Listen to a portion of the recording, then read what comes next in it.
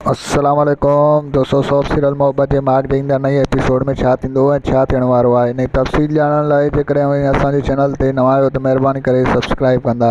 यार असां सिंधी भाइरनि खे हिकु नंढिड़ो अर्ज़ु आहे त जेको आहे हिकिड़ो चैनल असां सिंधी भाउ जो आहे जेको आहे सुबुह कमेंट में हुनजो जेको आहे सुकाफ लिंक रखी आहे उनखे सब्सक्राइब कंदा, शेयर कंदा, जेको आहे सो उनखे पिणु व्यूज़ वग़ैरह बि ॾींदा। ॿाहिरनि जी महिरबानी थींदी।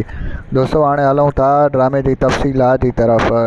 तव्हांखे ॾेखारियो वेंदो त ईंदड़ नई एपिसोड में सभई वीचारा ॻोठ वारा बुख ते हूंदा। जी हाँ दोस्तों, तव्हांखे ॿुधायूं त मुझेरी परेशान हूंदो ऐं मुझेरी चवंदो त हाणे मूंखे छा करणु घुरिजे। वाई जेको आहे सो मुझेरी पंहिंजी घरवारी सां जेको आहे सो सलाह कंदो ऐं उनखे चवंदो त हाणे सॼो ॻोठ परेशान आहे, सॼो ॻोठ हाणे बुख ते अची वियो आहे, हाणे असांखे छा करणु घुरिजे।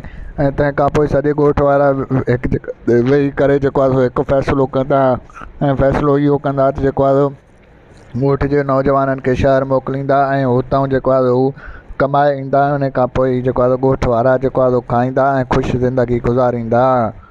ऐं तव्हांखे ॿुधायूं त मुझेरी तमामु जल्द मोर वारनि जो फ़ैसिलो कंदो। जी हाँ दोस्तों, तव्हांखे ॿुधायूं त मोर ऐं राणी जो फ़ैसिलो कंदो। उन खां पोइ राणी हुनखे चवंदी त जेको आहे मोर का बि बेहयाई न आहे कई, मूंखे ओॾीमहिल गुस्सो अची वियो जंहिंजे करे मूं जेको आहे मोर ते ई इल्ज़ाम हयो।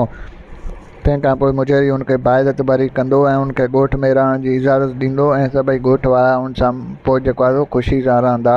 ऐं तव्हांखे ॿुधायूं त खड़पील पंहिंजो टांगो तमामु जल्द कपाए छॾींदो ऐं उहे पैसा जेको आहे सो उहे पैसा घर में कपाईंदो ऐं उन्हनि मां अटो वग़ैरह ऐं घर जो सामान वठी ईंदो जंहिंसां हू ज़िंदगी गुज़ारण जी कोशिशि कंदा। दोस्तों तव्हांखे मुंहिंजो रिपोर्ट कीअं लॻो कमेंट में पंहिंजो राय ॾींदा। वठंदासीं इजाज़त, पंहिंजो ख़्यालु रखंदा। अल्लाह हाफ़िज़।